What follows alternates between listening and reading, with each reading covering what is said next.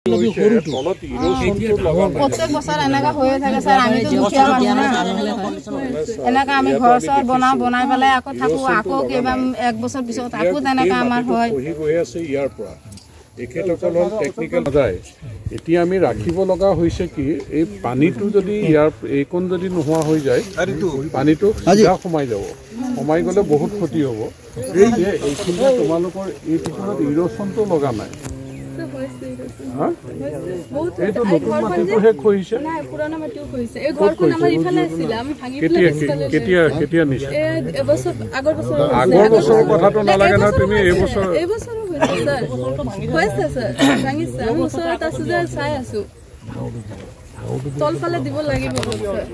Machine আহিব চাগে, জিঅ' বেগটো ভৰাই এইফালৰ পৰা বালিটো টানি আনি এইটো শ্লোপটো যদি কৰি পেলাই লগাই দিব পাৰেতো ভালেই। আমি খহনীয়াটো হ'ব নালাগে, খহনীয়া আৰু এই মানে অভাৰ টপিংটো হ'ব নালাগে। এইটোতো আৰু পানী আহিলে গুচিয়ে যাব। এইটো বালি মাটি ছাৰ, এইটোতো পানী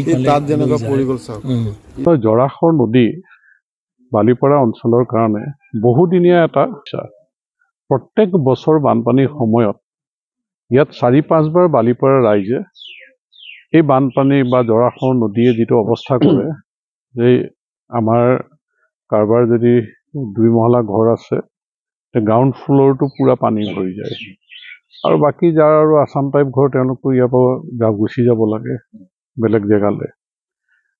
এই সমস্যাটো এইবাৰ আমি দূৰ কৰিবৰ কাৰণে চৰকাৰৰ ফালৰ পৰা আমাৰ মুখ্যমন্ত্ৰী ডাঙৰীয়া, আমাৰ জলসম্পদ মন্ত্ৰী ডাঙৰীয়াৰ লগত আলোচনা কৰি আমি জৰাখৰ নদীক খন্দাৰ যিটো ব্যৱস্থা কৰিছিলোঁ যে আমি সফলেই হৈছিলোঁ, নহ'লে ইমান দিনে ৩বাৰমান বানপানী হ'লহেঁতেন ইয়াত, যে আমি ৰাখিবলৈ সক্ষম হৈছিলোঁ। কিন্তু যোৱাকালি ৰাতি যিটো বানপানী ইয়াত হৈছিলে, ইমান ডাঙৰ ঢল আহিছিলে, সেইটো আচলতে কোনোমতে ৰৈছে। এতিয়া আমি ৰাইজৰ সহযোগত ডিপাৰ্টমেণ্টক আমি সেইমতে সাজু হ'বলৈ দিছোঁ যে যুদ্ধকালীন প্ৰস্তুতিৰে যদি আমি কাম কৰোঁ, আমি এবাৰ জীয়া ভৰলীত তেনেকৈ মই নিজে থাকি আমি ৰাখিবলৈ সক্ষম হৈছিলোঁ। গতিকে এইবাৰো চেষ্টা কৰা যাব।